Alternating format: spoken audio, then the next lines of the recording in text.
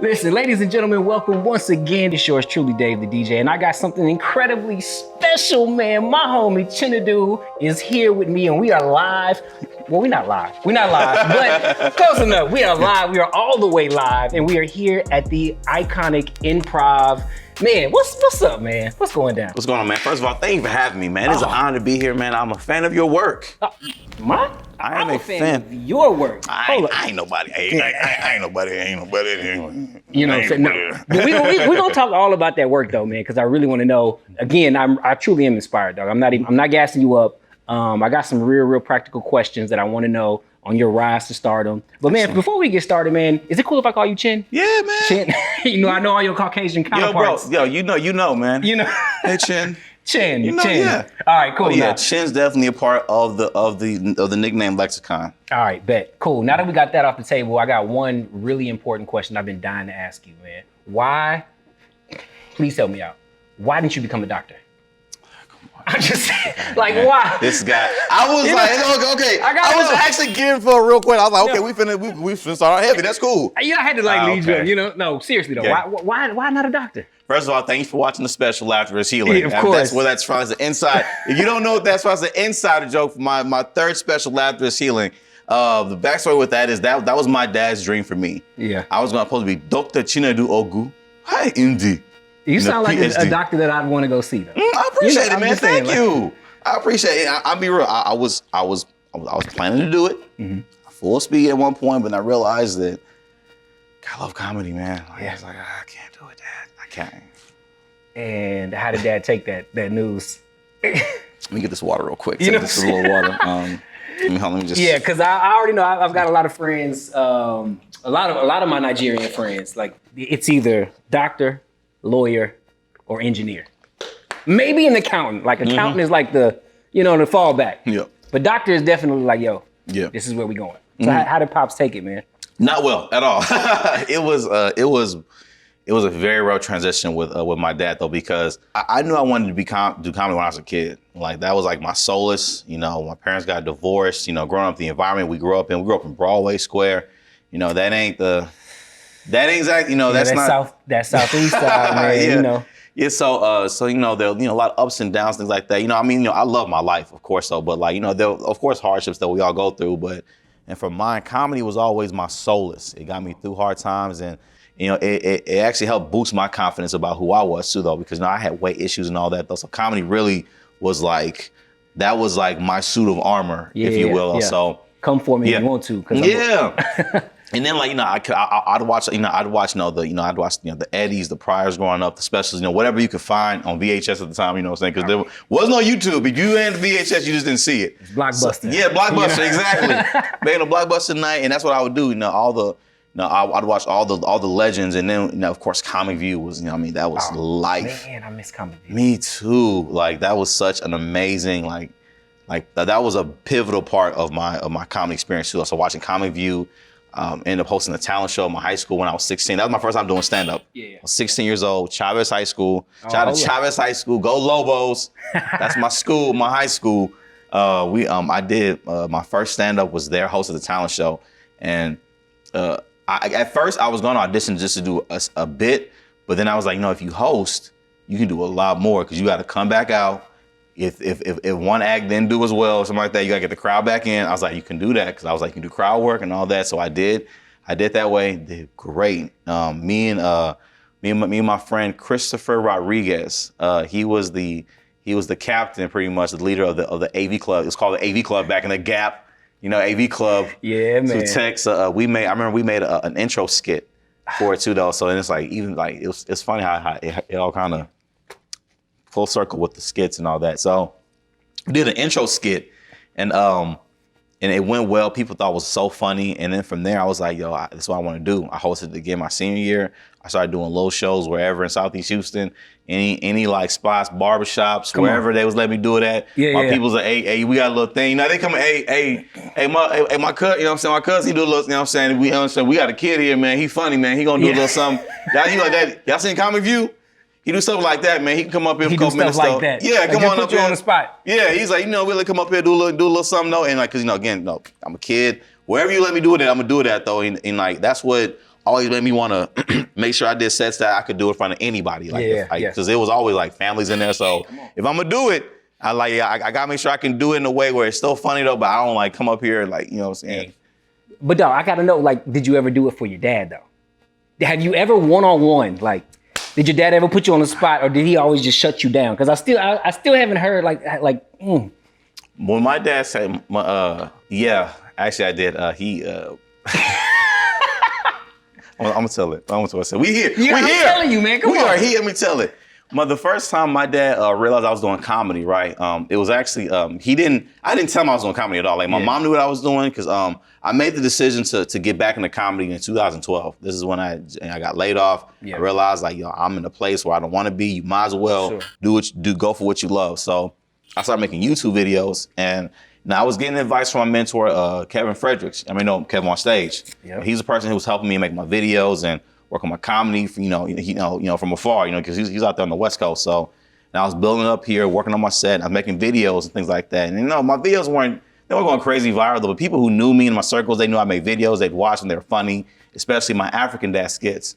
Well, my younger siblings, though, because my dad, my parents divorced, but my dad remarried and had other kids. My other siblings, and they found my videos. Oh. And hold on, excuse me one second. Now this is when family gets a hold of it, man. It's it's a whole nother vibe. Like it's one thing to make other people laugh, but the fam, that's another type of pressure. Whole nother type. And they thought they were so funny though, because African dad is my dad. It's our dad. So when they see it, they know who I'm talking about. Because they know. So it doesn't matter if we didn't grow up in the same era of households, whatever. My dad's still my dad. Yeah. I know him. I was like, I know this is how he acts. And so they were watching it. And my dad, he heard them and cracking them laughing. Like, what are you watching? And what are you watching? So they came in. And then we're watching Chief. My nickname is Chief. I reveal more of that in my next special, in my next stand special. But and then they was like, no, we're watching Chief. And I was like, no, he saw what is Chief doing? At first he thought, is he doing that tutorial? He thought it was a tutorial video or something like that, academics. And he seen me, he was like, what? And then immediately called me, come to my office. So I'm sitting in the office, and then he plays it. So what's this? I was like, yeah, you had to know he was gonna see it at some point. I knew eventually though, but I didn't think it'd be so quick. Like, man, I thought it could at least wait till I'm famous. But this is like 2013. This is within like 6 months. You ain't got nothing to show for it yet. Yeah, nothing to show for it. This is within like 6 months. Right now you laid off. You ain't got no job. Yes, man. I'm out here like I'm still like doing odd jobs until I can find like a better way to like work and like do this comedy thing, whatever. Like, and at this time too, I was still doing odd jobs and things like that. I was selling random things, whatever. I was, getting, I would get items and fix them up for people, for stuff like that, whatever I had to do. And then I eventually got with the school district though, but at this time I was still, I wasn't working nowhere. And my dad found him out. So this is your future? What are you doing with your life? What's your whole life? He got upset, And then, he's like, so I told him what I wanted to do. I want to be a stand-up comedian. But by now you already have a degree, right? You got a degree, you done did that. Yeah, I already finished university. I was like, probably like everything. His whole thing is you need to go, let's get your master's. That's where's your master's? That's that. Your bachelor's don't mean nothing. At all. But to African, it's so much, with the master's they will pay you $3 million a year. No, they won't. No, they won't. You have to do trying to get that kind of money. Yes. And I was like, I have a better shot at that, being a comedian, than doing that. And his whole thing was like, he wasn't for it all. He's like, this is unstable. It's a pipe dream. He's like, back home, back in Nigeria. I was like, but I was born here. I was like, and that was our difference too. I was like, I see opportunities differently than you do. Sure. And so, and I mean, it was rough. It was rough, because and it was kind of weird. It wasn't weird, but my dad was always like, you're still doing this is how he said it too. I'm not stammering over my words on purpose. This is how he actually would say it. A joke, a funny man, huh? Krusty the Clown, want to be Krusty the Clown, and where's all that, so. Man, I ain't even gonna lie. I remember when I first started DJing, man, and it used to, every time I would introduce myself to people, it would be like, oh yeah, I used to hate having to tell them I was a DJ, because the first thing they would say is that, is that all you do? Or, yeah. Like, is that your real job? I was like, yeah, I really make more money than you do. You know, because we got a whole like wedding empire. Yes. You know what I'm saying? Where we do weddings and things like that. So it's not just me out there DJing, gigging on the weekend. You know, it's a full-time job. Like Yeah. this is how I support my family. Exactly. And has there been a transition though? Like have you won him over? Oh man, absolutely, man. Wait, man, my dad. I think it was about 5 years of me doing it before it hit. It hit in 2017, and even at that point, my dad was still like, "It won't last. You need to go last from consistent. This is going viral on the internet." So I was like, "Pop, like I'm not." I told him I was like, "Pop, like I'm here to stay in this." I told him like, "This is what I love. This is the path. This is everything." Where did that come from though? Because for one, people usually like lean on their family for support, and you clearly had what my homie Toby calls negative. What does he call it? Negative encouragement, ultra negative encouragement, right? Yes, ultra negative. But where did that drive to continue to push? Because most people like they need that support from pops, from moms, from fam, and when you don't get it, you get the direct opposite. Like, how did you push past that? Honestly, it was just the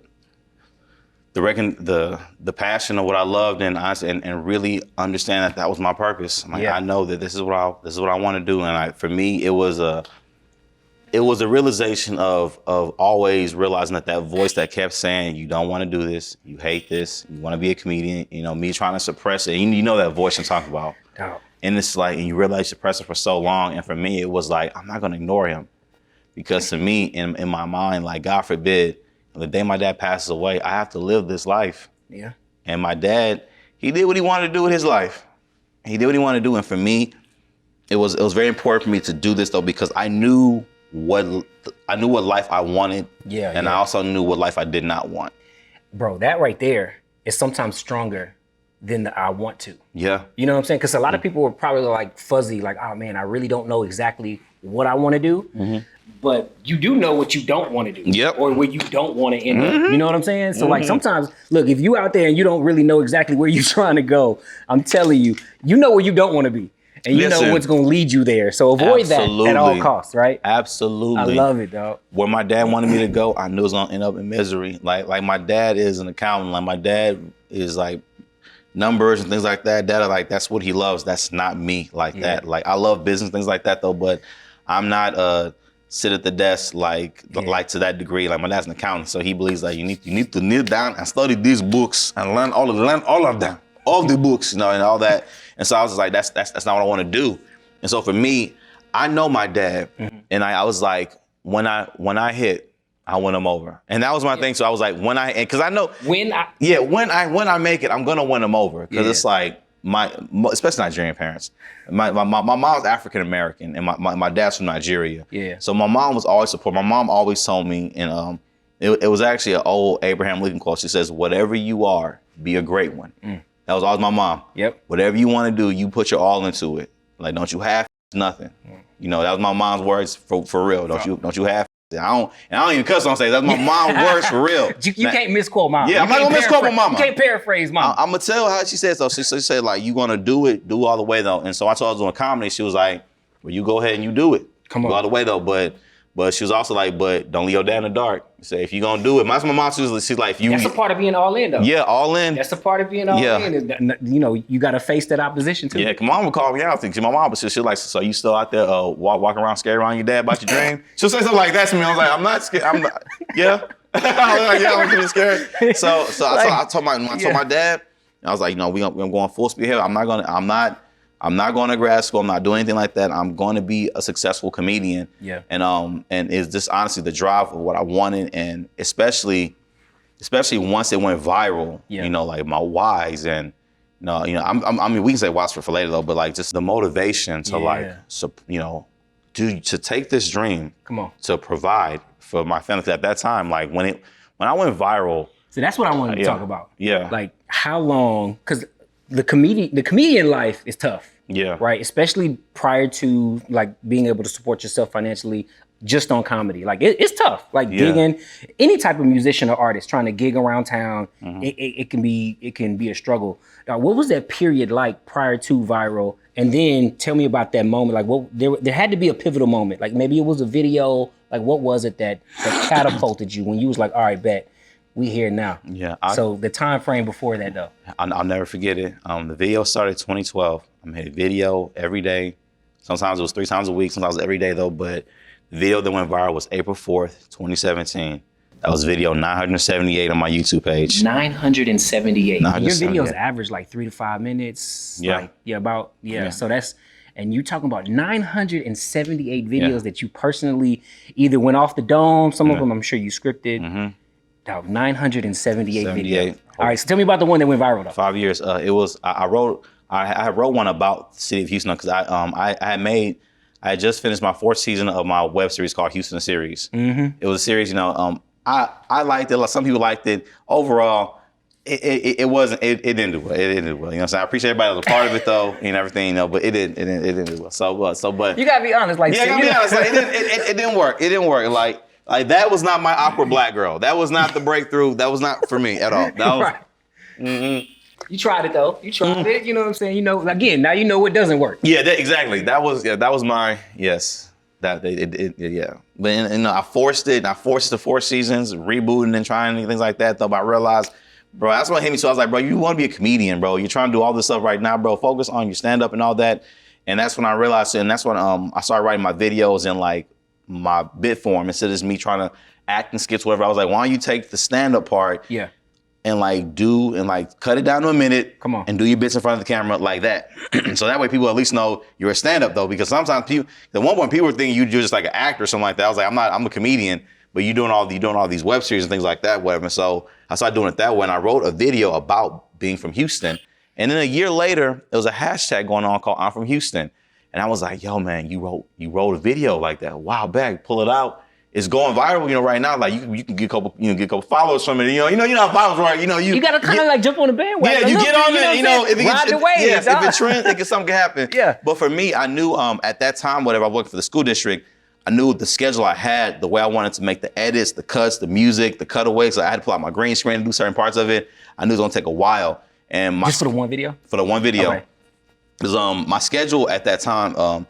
The first year I got laid off and doing comedy, whatever. I did odd jobs that first year though. But after that, I got on with the school district. I started working for a before after school program.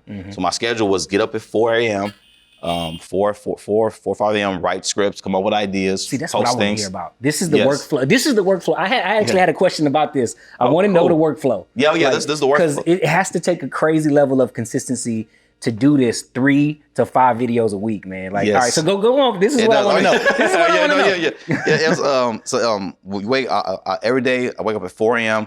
Wake up, pray, write content, come with ideas, check what's trending online, write the scripts out for later that day. If I can make a quick video online, post something online real quick though, because you want to catch people waking up.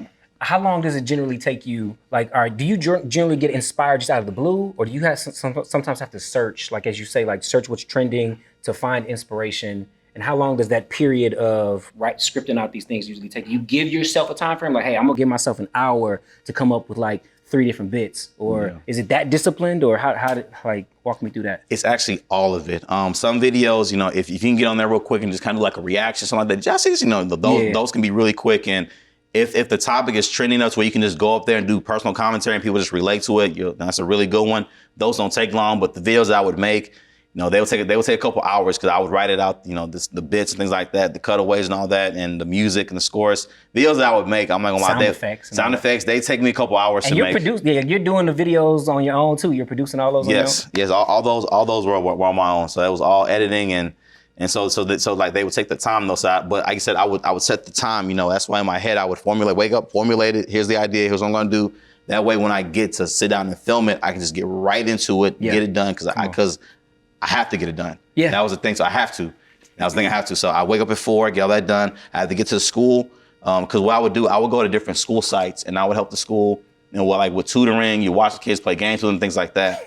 And so that's what it was. So walk in and find Chinedu as your my leader. You know what I'm saying? Your leader. So I would do that from 6:30 to about 8:30, and before after school. So they go into school. I get home from 9 a.m. to about 2 p.m. I'd work on videos and skits and things like that. And from I'd get back to school at 3, and then from 3 or 3:30 to 7 p.m. get back there so I could still get like at least like 6 or 7 hours of work days to still kind of get them hours in. When you working out, when you punch them hours are important. So you gotta get them hours in. Come on. You know what I'm saying? Ain't no salary. You gotta get them hours in. Yes. So I would get home, and from 7 to about 10, I would do comedy shows, the live shows. I would come up here to do open mics here, or any venues that would book me to do shows or any church events.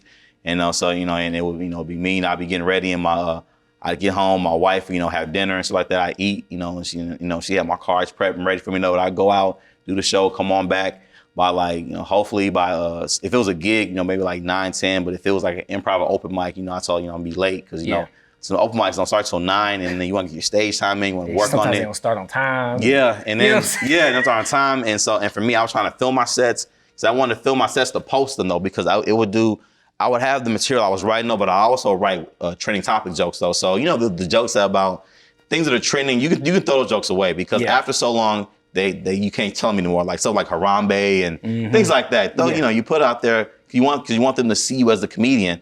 And I did that for 5 years until finally that video hit. And I was late to work that day, April 4th. I'll never forget it. I worked with the kids, and then the kids aren't by themselves though. I knew because I saw that it was trending at like 10 a.m. Yeah. I was like, bro, it's gonna take you long to do this video though. So I was like, look, forget it, man, because I had a feeling. I was like, oh, this could hit, man. This could be it. This could be it. And so I made the video, posted it, ended up being really late. And I should have been there at 3 o'clock. I got there like at 5:07. That's not late. That's just like, yes. At some point you just didn't even make it. And program ended at 6:30. So I got there. What I didn't know is that that was the day I didn't know that was the day my site was supposed to be like surprise inspection. So all the coordinators were there. Thing like that, whatever. And I saw my phone blowing up, and I was like, look, I'll be there in a little bit though, because to me, I knew there were other leaders there. My kids weren't by themselves, though. They would at least be watched. I made the video. I got there, man. Got chewed, man. Got love. Yeah, and it was so bad to where like my bad kids were acting good. It was that bad. Like they were so good. They was like, oh man. They was like, yeah, chill, Mr. O, y'all chill. I mean, you Mr. O. We told him you were real cool, man. Like you good and all that. I was like, I appreciate that so much, bro. I really do, man. Thank you so much. But and then I got written up and all that. And normally, I was good at my job though, so it wasn't too bad. It was bad, but thankfully, since I was always good with the kids and my work was always very popular with them. It wasn't. I didn't get fired. They was like, hey man, you can't be late like this. I don't know what's going on. I get it, but I got home and the video had 180,000 views. Come on. And I kept referring, at first. You just like. Yeah, at first I thought, how sometimes you move the video up and the video stats from the last video will be on this video. I'm like, okay, it's probably a mistake. I'm gonna refresh it. But it was all in there. And then I read the comments. They're like, yo, this was so funny. This guy Chinedu, what's his name? Chinedu. I'm like, they're talking about me. Yeah. And I'm reading the comments. I'm just going crazy. I ain't gonna lie, I'm getting teary-eyed a little bit too, because it's 5 years. It's 5 years. And you're like my big African Dad was my best series though, but at best, like a couple thousand views. At best. And it's like, but I'm looking right now and it's like hundreds of comments in here. And I'm looking back on my page and it's videos that I had made in 2013 that had like 70 views. Now they have 20,000. And so it's just like that whole, everything like that. And then within a day, it had 1 million views. That video that went viral, it hit over 1 million views in a day. And it just took off. And then I had like 500 likes on my page. It went from like 500 likes to like 18,000. God, dog. And then from there, I was like. In one day. And I was like, so y'all want Houston videos? Yeah, you got to give the people what they want. I was like, because in my head, I grew up, I was like, I have all of that. I live here. Like, this is all, like, the things I was putting in Houston series, these little nuances, whatever, I was like, this is what you guys want to see, but just in this form. So, no problem. So, I started with where I was from originally, the Southeast and the Southwest. That's what I talked about first. And I was like, okay, we'll make these. And then I did one called, you're from Southeast and Southwest. And I was like, okay, let's see how they like these. And they did crazy numbers too. But they were spot on, bro. Like I'm from the SWAT. I'm from the SWAT, and when you did the Southwest one, that was honestly that's by far my favorite video. But again, I'm partial. I'm very biased, right? Yes. I grew up in A-Leaf, went to Elsick High School. Used to get my hair cut at Sharpstown. You know what I'm saying? So, die hard SWAT. Like we started that SWAT era. You know what I'm saying? And when you said things like, boys ain't never gonna call Sharpstown Mall Plaza America. It's always gonna be Sharpstown. Like, ever. Like we relate to that. Yes. And I'm being so. I really appreciate that too, because that's what made the video so successful, because it was comedy that was relatable to everybody in the city. And And I think, and for me, at first I thought it was just like hitting in the city, because at first I was like, okay, it did really well though, but I knew it started doing really good when like my wife told me like, yo, my coworkers were talking about your video and watching it, and then they kept asking me if like, they was like, is that your husband? Because they was like, and that's when it started like hitting all the circles that I knew, like everybody was like, dude, everybody's watching your video, man. And I was like, bro, everybody's watching your videos. I'm like, this is crazy. And then like, you know, at first I thought it was just in Houston. But bro, you already had a catalog though. Can you imagine? Like a lot of dudes try to go viral and they try to find that one video. You said you had over 900 videos already. Yeah. So like when people got a hold of that one video that went viral, you had a catalog, because nowadays people want to binge watch. Yeah, and like, that's exactly what they did. Like, and it was so crazy. My videos were, I experimented with everything. Like I did my skits, I did scandal reviews, I did what else I did? I did my own series, African Dad, though. So they're going back and they're watching all these shows. Like I did it. Yeah, I ain't gonna lie. I appreciate it so much, because one dude was like, bro, and what touches me too is like people, they'll tell me they're going through dark times or whatever, and they're like, and like, bro, like my entertainment is like, I literally like I did play all of your videos, and it's like, and I've been watching for like 4 days. Like one dude was like, I haven't watched anything else but your videos, and I was That's like, the kind of stuff, man. It made me, is that where the title for your latest tour came from? Expect Delays? No, the one that you have out now. The Oh, Laughter is Healing. Yes. Yes, it does. The meaning for that one too. I'll make sure I don't fall over. Jesus. The meaning for that one, it was that, and it was so funny how the original intention of that was that, because laughter is always my solace. It was my place of peace. But as I released it in 2020, like 2020 proved to me again that like it was more true than ever. And like I mean, in some ways I hated that I had to be shown that, but I mean, I'm grateful for it, because it's just that like, if we can, I mean, do we got time? Come on. We got time, legend. We here. So Laughter is Healing was I had just finished my All or Nothing show. That was my first major show, my largest show ever. I had 1,000 people at Memorial Auditorium. That's where I taped my second special. We had 1,000 in there. That was my new record. I've never done shows like that. And then I did Cypress at the Berry Center. And that's a big deal too. Yeah. Berry Center, we sold out Berry Center. And from there, I'm like, sell out. Yes, we sold out. And I was like, yo, Chin, like, you not just, it was my test. You know, I'd done my tours across the state and things like that. And I was like, Chin, at least across Texas, like, you're doing this, man. And I was like, and for me, I was like, this time I went from comedy clubs and small venues. I was like, okay, this tour, we hitting up the major ones though, because I think Cypress was 500 and Houston was 1,000. And then we had other venues that were like, I was like, we're gonna get the bigger venues and we're gonna go. That was the thing. And so Laughter is Healing was my next tour. My wife and I sat down for weeks and we planned out all the venues, the deposits, the phone calls, everything across the country. Because this was gonna be the first nationwide tour. I toured the state, multiple times, and I love touring my state. This is great. I want to let people know. People want to hate on Texas. Please understand that Texas is bigger than Germany. I tour across the state that's bigger than Germany. All glory to God. Amen. Yeah, you know what I'm saying? Let them know. I just want to let them know real quick. Like when we say we tour across Texas, we do big things. Yeah, some folks don't understand. I want to give people perspective of how big our state is, though. If you drove from Houston to El Paso, that's 10 hours. If you drive north from North Carolina for 10 hours, you're in New York. Yeah. You've crossed several states. Just in that time. So Texas is that big. So we toured that though, and I love my state. But for me, like it was, we're going for the world. Come on. That's the world. That's the purpose, the world.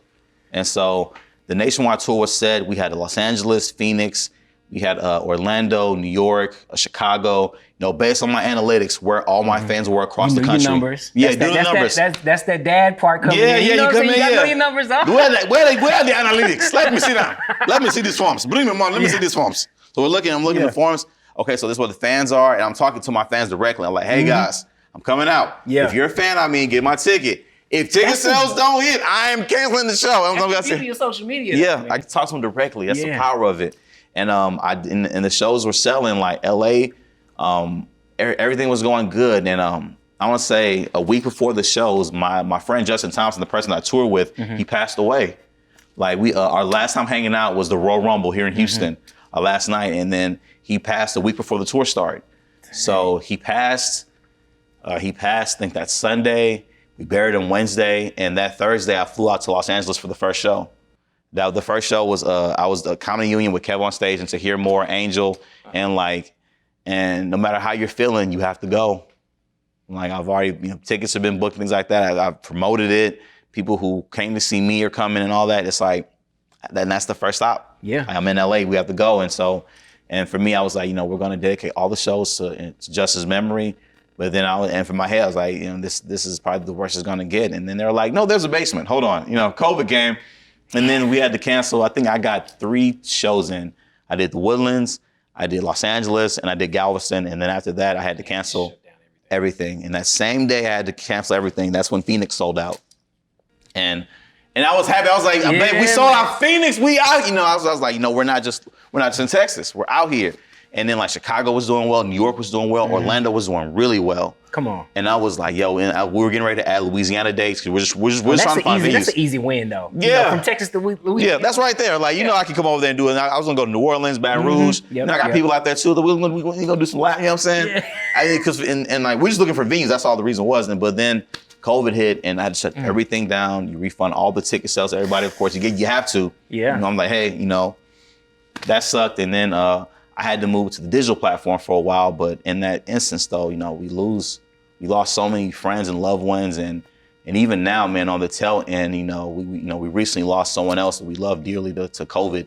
And it was so much to deal with though. And for me, my purpose is to bring laughter and healing. And I know that's what it is. And so that's what gave me my comfort. And so after we sat down for 6 months and we came back around August, I did a consolidated tour.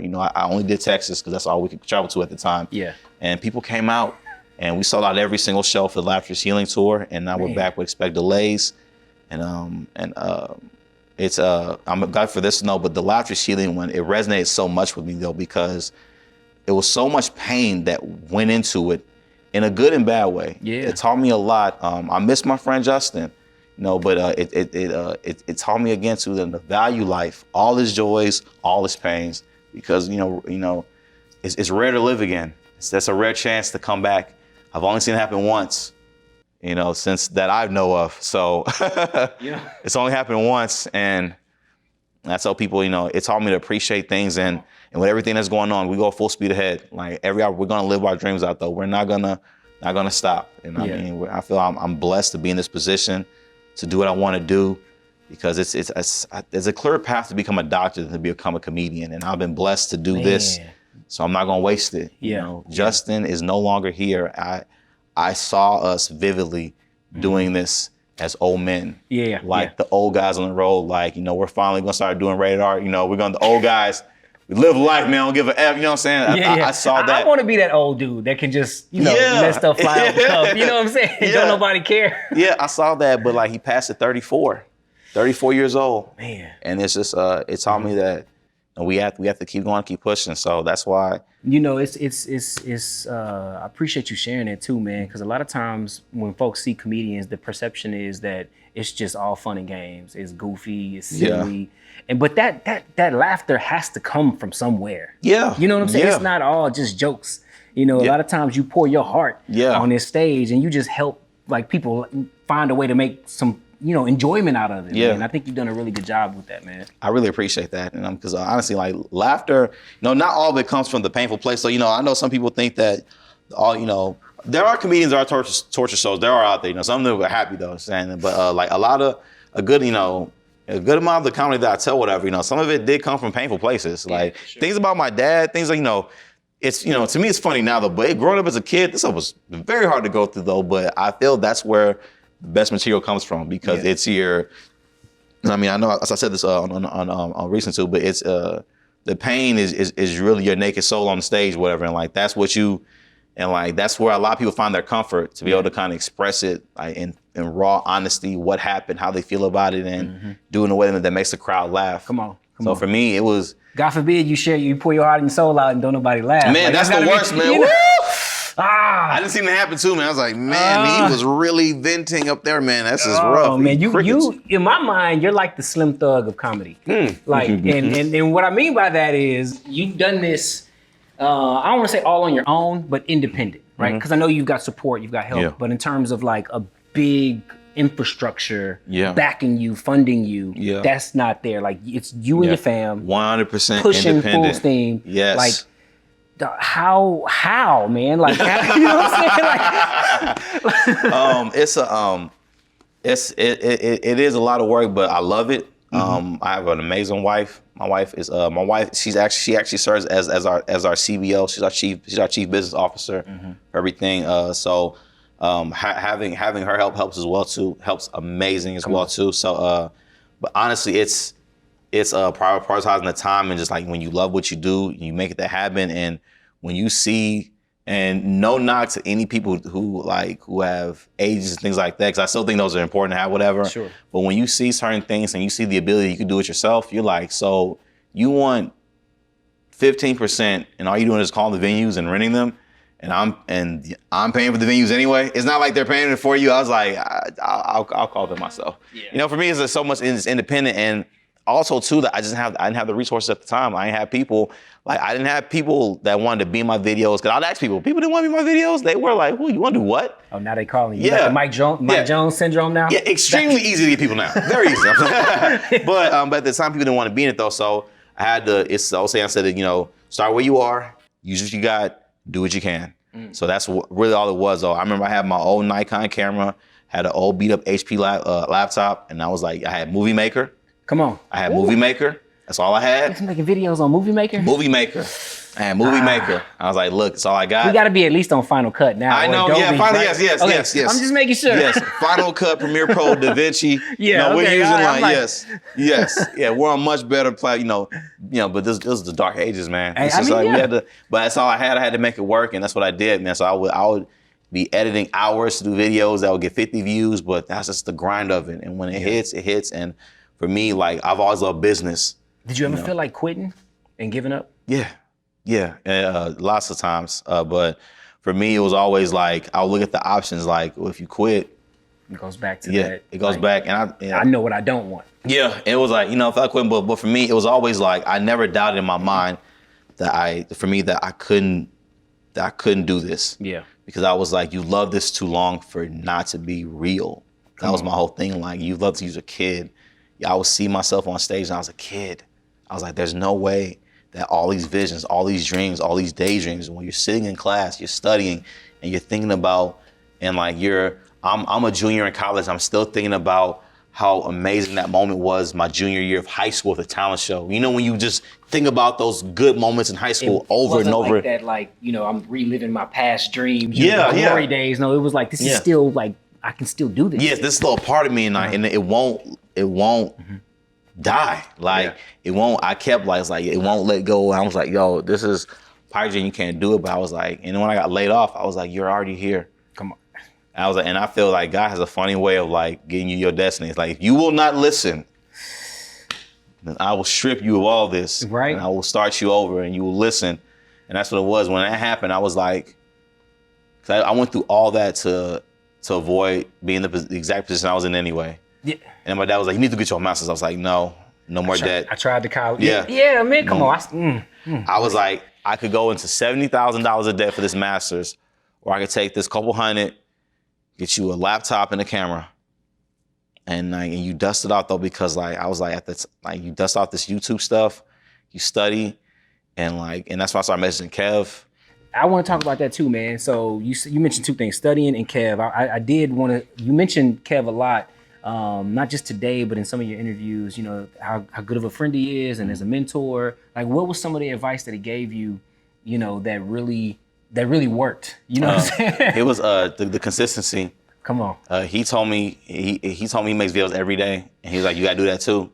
He's like, even if you don't know what to talk about, you don't know what it is. He's like, if you're trying to figure it out, he's like, figure it out as you go. Yeah. He said, because YouTube is a platform where he said the beautiful thing about it is if something doesn't work, you can try it again. Mm-hmm. You did a web series that didn't work, okay, try side-by-side videos. If that didn't work, okay, try review videos. If that didn't work, try mukbang videos. If that didn't work, try something else. Try. But every day. Every day. So every day I'll do videos. DJ, we got to step our game up, bro. Yeah. No. So for me, every day I'd make a video every day, no matter about what it was. And some days I'd wake up early to make 3 because I knew if I had to do a lot more work, I'd pick the videos up, put them on autopilot, and just keep going. And stockpile in case you got to take a day off. Yeah, stockpile. Cause there were times I couldn't post every day because I'd take time out to be with my wife and had to work, things like that. And so I'd plan ahead for that and would just make sure that consistency was there and honestly, and Kev was always just like, make sure you engage with your audience, reply to every comment, tell them to share, promote your stuff tell them who you are every time. And so that's where it was. My name is Chinedu. Please like, comment, tag friends, share this video, and like my page. Every video. It just comes natural now. Yes. The whole smile, all that. Tell them to come on, watch the videos. And for me, it was make them laugh first, pull them in, make them see, okay, he's really funny. And then in the end, hey, this is who I am. Follow me here. Here's this. I'm selling this. I'm going to be here. It's amazing how you have to tell humans what to do. I mean, we instinctively know that we should like and subscribe, but it's something about when somebody tells you to do it. Yeah. It's crazy. And I tell people too, and if people subscribe, that's like asking people for money. Yeah. It's hard. To get a sub, it's very easy. And so why? I was like, if 1,000 people in your life, let's say if 100 people in your life all supported your posts and things like that, it would be such a huge boost.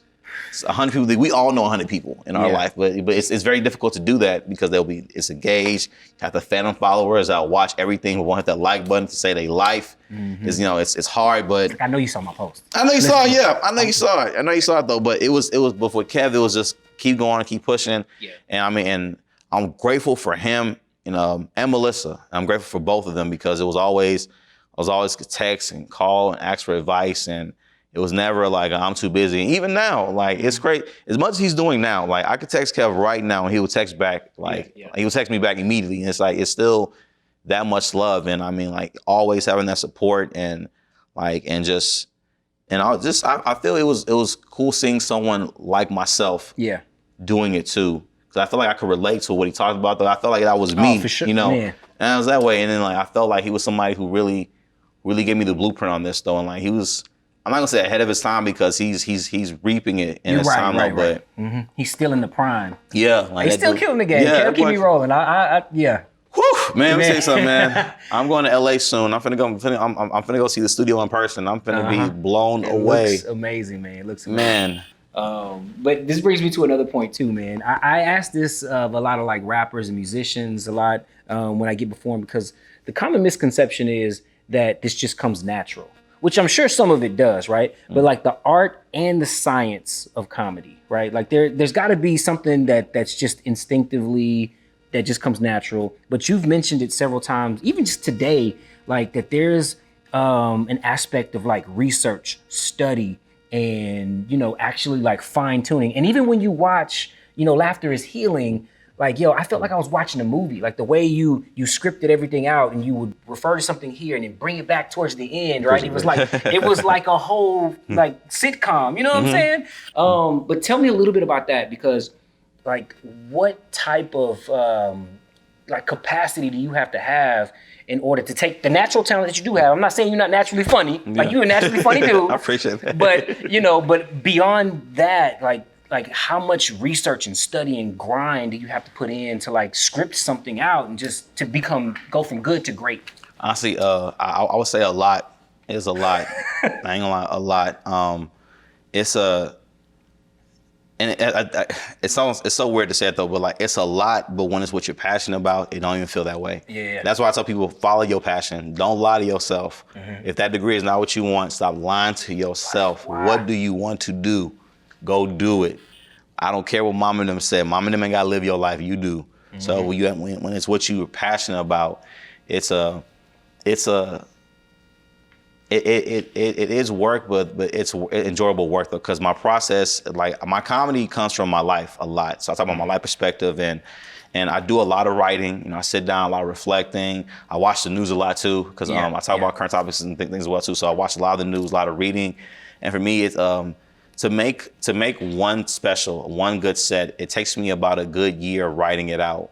Man. As I writing it out and testing it out and it's funny, I don't mean to interrupt you, but I think I saw something that Kev posted and then Keon Henderson from here commented on it man, where do you find this stuff? And he was like, I scour the internet for hours for your pleasure. You know what I'm saying? Yeah. Pretty much. Yes. You gotta look around, you have to find it, and you have to, And also it comes to the level of with the science of the crowd too, your level of truth telling with it, because if you really, to me, if you want real longevity in comedy, they need to connect with who you are. You can't just come up here and just make a bit about, hey, this. They need to know who you are too in it. And I feel for me, I want to give them who I am, my life, so they can see who I am, connect with me on that level, and connect with the honesty I tell and who I am as a person, and laugh with me. Come on. Because I feel that's how you build your long-lasting audience. So when they know who you are from the jump, they know who you are. And because I tell, it's real, like when people come up here and they come up and they hide behind dick jokes and they, and stuff like that. I'm not knocking it, but when you hide behind. That's like easy. That's like a DJ throwing on the wobble. Like, it's easy, very easy. You know what I'm saying? I can throw on the wobble and boys can come out to the dance floor. There's no work involved. Yeah, there's no work involved. And when you hide behind that, like, it gets exhausting. Especially when like that's all they want to expect from you, and then when that stuff expires, it's a hard reality to face when you realize that oh man, I can't do this stuff no more. Yeah. Either you age out of it or you just don't want to do it no more. So the honesty of it is very important, and just the writing though, and working jokes out. Like usually I would work out material, go to open mics, crash jokes, work stuff out, events. I would, because you have to kind of like practice it in front of an audience to see how they're gonna react. You have to. Otherwise, like if you just do it in the mirror, there'll be things you think are fire that will not hit with the crowd because they will not see how you are. So you have to work on it, your pitch, your tone, how you tell it's important, because a joke, one word or a slight tone of pitch can change a whole joke. Yeah. So you have to work these inflections out with the crowd, and you have to test different crowds. You have to get the old, young, all races. So for me, my fan base is diverse. Yeah. So when I do my content, I need to make sure that everyone that I'm talking to can understand what I'm talking about from every aspect of who I am, whether you're white,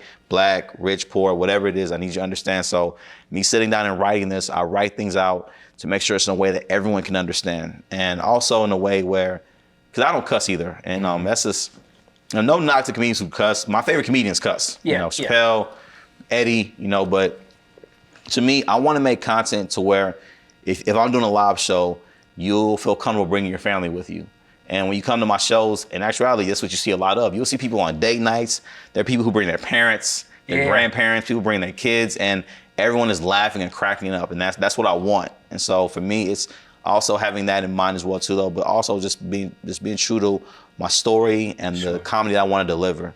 So, but yeah, I would say for a good year, and then you do that, you work it out, and then you tour. I tour for about a year, and then work it out, fine tune it, and then I tape it for the special. Yeah, see, that's what I'm talking about, man. Because it like you said, it's a kind of a clear path. If you want to get good at sports, you go to the gym, right? Yeah. You run, you hit the weights, and when it comes to like creatives and artists, I've always been very, very intrigued that there is a level of workout, if you will, to like get your reps in. Yeah, you know what I'm saying? Yes, exactly that. You got to. Because I'm sure. Do you ever go back and look at some of your old videos and cringe? Yeah, absolutely. Yeah, absolutely. I just wanted to make sure. Absolutely. There's you got to go through it though. There's no getting around it. Yes, there's a place. It doesn't exist anymore though. But I used to do open mics at a place called Onyx Artifacts. All right. Much love to my good friends Jerome and Ariane for opening that spot when they had it. And I watched my old sets from there, or whatever, and like some of them were funny. Some was like, man, this was whew. Yeah. This is staying in the Disney archive forever, man. This is never coming out the vault. You know what I'm saying? But it's just part of the process though, and like I'm embarrassingly proud of it. Yeah, for sure. In that way, because this is who I am. Like I watch Houston the series, I cringe some of the episodes, and I'm like, oh, this was terrible, bro. You was this, but it's part of the story. It is a part of the story, man. Everybody, like I said, you're getting your reps in, man. Yeah, you got your reps in. Yeah. Dude, H-Town through and through. What's your favorite part of the city, man? The people. Our people. Like, cause for me, like, it don't matter what makes me so, what made me fall in love with the city so much is our culture and how we all as a collective believe in where we're from, who we are, and what we love. Like, no matter what background, you go to a sporting event, you go to a cookout, you go anywhere, you're gonna see every race there just about. Every race. You're gonna see it out there, and it makes me so happy. And because of those people and how my start happened in one of the most diverse cities in America, like as I built my career up starting here, and my crowds are so diverse from all walks of life and all races, it just it gave me the real big epiphany, and it's what I carry with me right now, that no matter how different we may all be, we all laugh in the same language. That was my biggest. That's deep, man. That hit me so hard when everything hit, and that was for me. It hit me here on this stage in August 2017, before Harvey hit. Yeah. And I'm looking at my crowd. It's black people, it's white people, it's Hispanic, it's Asian, and like everybody in here, people who I like, literally, like, it looked like the cover of a social studies book. Like, that diverse, you know what I'm saying? Diversity. They be trying to make it look diverse. Yeah. It was real diversity, and I was like, no matter, and the thing is, too, I'm very certain I have people who are Republican, Democrat, all that, but no matter what they believe in politically, religious, or religiously, again, we all laugh in the same language. It's the same thing. When I hear people laughing, it's the exact same laugh from everybody. And that's what made me really like connect with our city, because that came from our people here. Ain't no place like H-Town. Ain't no place like the H-Town. I tell people. Like Houston. Yes, and like I love doing shows. I've done shows all over the country, and I love all parts of the country. But ain't nothing like doing a show in Houston. Man. Well, shoot, man. I ask everybody this. That comes on. Yeah, we're explicitly Christian, but we're like edgy at the same time. It's like we too street for the church, but we just a little too churchy for the street. You know what I'm saying? We're there in the middle. I'm right there too. You know, I'm right there, like, I do everything just shy of sin to get the win. You know what I'm saying? You know what I'm saying? They may do a little. I'm going to review your application. Okay, I'm gonna get in though, but they may do an initial review and let me. Exactly. Okay, you good. Right. So with that being said, man, grown and saved. Right? If you didn't know anything about the brand, anything at all, never heard that phrase whatsoever, grown and saved, what does that mean to you? Grown and saved, it would be being comfortable, walking your purpose, knowing who you are, being in this world, not of it, but also not being afraid to live in the world too, and enjoy things in the world too. Like, not being. I mean, I don't want to upset. Don't give me the church. You ain't gotta give me the churchy answer, man. You can cool. Give me we at the Improv right now. Yeah, we here, man. Like you, it's like you comfortable with who you are. You know who your God is. You know that, like, you have your connection with your God, whatever. You're not confined to someone's ideology of religion. You know, you're not confined to a church that you feel holds you hostage and things like that. You're an adult. You enjoy life, but you also love God. You raise your kids right. You like grown and saved. Like, you understand fully who you are as a Christian, your Christianity, things like that. But you also know you're an adult too. God wants you to experience life and live life too. That's the part that sometimes, that gets real hazy. I feel it means like you understand the black and white, but you also understand that the gray part's there too. You can go to the gray. It's cool. They're both good colors. Blend them in a little bit together. Don't go too far, but you're good. That's what that means to me. You know what I'm saying? You can get you a drink. Don't be ashamed to drink. You know what I'm saying? I seen Pastor drink a wine cooler last week in his car. Don't act like, you know what I'm saying? We doing this? That's what I think is me. Man, I appreciate you so much, man. I appreciate you, man. I really do, man. Well, before we go, man, tell everybody out there, give us a spiel one more time. Tell us where we can find you. Just in case somebody's living out under a rock and don't know where to find you, how can we get in touch with you? You can find me everywhere at Chinedu Ogu, man. I'm on everything, social media. I say my MySpace. It's still up, man. Black Planet, high five if you're on there. You know what I'm saying? I'm on everything. It's at Chinedu Ogu. My Facebook, my YouTube, all that. You can get all the information about me at ChineduOgu.com as well. Let's get it. That's a wrap. We'll see you next week. See you next week.